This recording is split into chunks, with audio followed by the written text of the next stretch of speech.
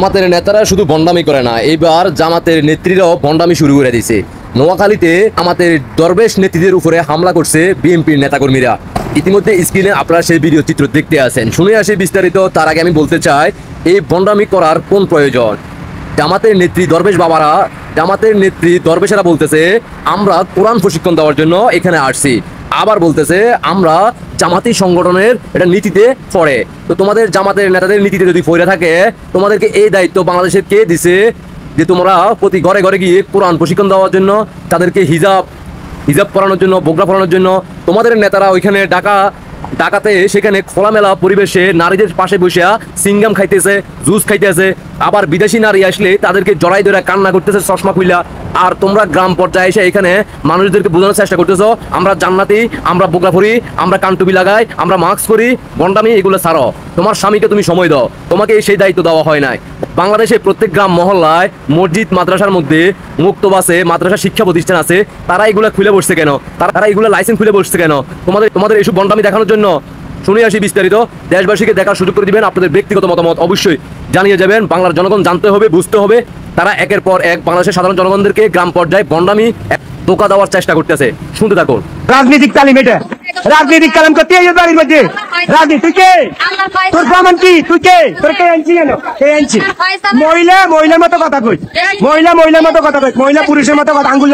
তুই তালিম করতে আইছিস? তোর চোখ দিয়া যায়, হাত দিয়া যায়, তুই তালিম করতে আইছিস? শয়তান, তুই তালিম করতে আইছিস? তুই চোখ দিয়া যায়, হাত দিয়া যায়, তুই মানুষের তালিম করবি? তোর নিজের পদ্মা ঠিক নাই, আরেকজনের পদ্মার কথা কবি? তোর নিজের পদ্মা ঠিক না, আরেকজনের পদ্মার কথা করতে আইস? তোর নিজের পদ্মা ঠিক আছে নি? তোর জামাই গত বাড়ি করতে কইছে, তোরে বাড়িতে কইছে? তোর নিজের পদ্মা ঠিক না, আরেকজনের পদ্মা করতে তাই কিনলাই তোরে তুই এরকম করে কিনলে?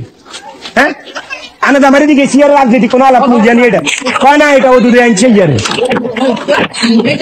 আপনারা জানেন বাংলাদেশ জামাত ইসলামী আইনের প্রতি শ্রদ্ধাশীল একটি সুশৃঙ্খল সংগঠন, যার মহিলা বিভাগ সমগ্র বাংলাদেশের প্রতিটি জেলা, উপজেলা, ইউনিয়নে এবং শহর থেকে প্রত্যন্ত অঞ্চলের মা বোনদের কোরআন তালিম দিয়ে যাচ্ছেন, যা আমাদের সংগঠনের কার্যক্রমের 4 দফার অন্যতম একটি দফা। যারা কোরআন পড়তে জানে না তাদেরকে কোরআন পড়া শিখানো, কোরআনের আলোকে নিজের জীবনকে গঠন করার জন্য উদ্বুদ্ধ করা আমাদের নিয়মিত সাংগঠনিক কাজের অংশ।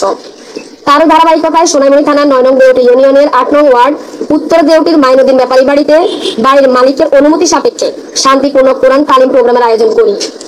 আমরা তখনও প্রোগ্রাম শুরু করিনি, মাত্র 10 থেকে 15 জন বোনেরা এসেছেন। আমরা তখনও ঘরে, হঠাৎ বাহিরে জামাত ইসলামের নাম ধরে গালিগালাজ, হামলা ও ভাঙচুর শুরু করে স্থানীয় বিএনপির অঙ্গ সংগঠনের স্বেচ্ছাসেবক দলের নবগঠিত ইউনিয়ন সদস্য মোহাম্মদ রবিন ওরফে রনি, শাহ আলম এবং একই এলাকার মোহাম্মদ লিটন সহ অজ্ঞাত ও আরো কয়েকজন সন্ত্রাসী। উপরে উল্লিখিত দেউটি মাইনুদ্দিন ব্যাপারী বাড়ির শাহ আলম ও তার ছেলে রবিন হোসেন ওরফে রনি প্রোগ্রাম স্থলে থাকা চেয়ার ভাঙচুর করে এবং তাদের অনুমতি ছাড়া কেন এখানে প্রোগ্রাম করা হচ্ছে সেজন্য অকথ্য ভাষায় গালিগালাজ করে এবং বলে তোমরা এখানে কোরআন তালিম করতে এসেছো, তোমাদের কেন চোখ দেখা যাচ্ছে, হাত দেখা যাচ্ছে।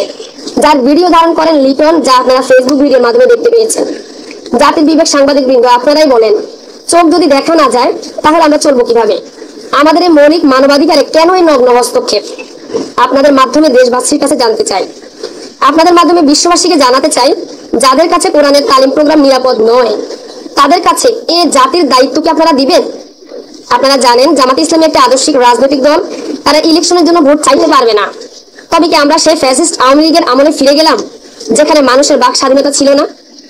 এই হামলা কি নারীদের গণতান্ত্রিক অধিকার ও শান্তিপূর্ণ রাজনৈতিক কর্মকাণ্ডে নগ্ন হস্তক্ষেপের একটি জঘন্য উদাহরণ। নিরীহ মহিলা কর্মীদের উপর হামলা চালিয়ে বিএনপি প্রমাণ করেছে তারা গণতন্ত্র ও রাজনৈতিক সহনশীলতার সংস্কৃতি মানতে চায় না। আমি তাদের এই নগ্ন হামলার তীব্র নিন্দা জানাচ্ছি এবং এই হামলার সাথে জড়িতদের গ্রেপ্তার এবং যথোপযুক্ত শাস্তি দাবি করছি। কি শুনলেন তো? এই হচ্ছে তাদের আসল ভণ্ডামি। ভণ্ডামির একটা সীমা আছে। বাংলার মানুষ জানে তোমাদের কত বড়। তোমাদের নেতারা যারা ডাকাতে রাজনীতি করে, যেখানে প্রকাশ্যে মিডিয়ার সামনে একের পর এক নারীদের সাথে সঙ্গ দিচ্ছে, নারীদের খোলা পরিবেশে তারা চতুর্দিকে নারী, তোমাদের নেতারা বসে থাকে মাঝখানে, অন্যদিকে বিদেশি নারীরা আসলে তাদেরকে জড়াই ধরে। বাংলার জনগণ ডিজিটাল বাংলাদেশে স্মার্টফোন থাকার কারণে তোমাদের মুখোশগুলো ইতিমধ্যে বাংলার জনগণ দেখে ফেলছে।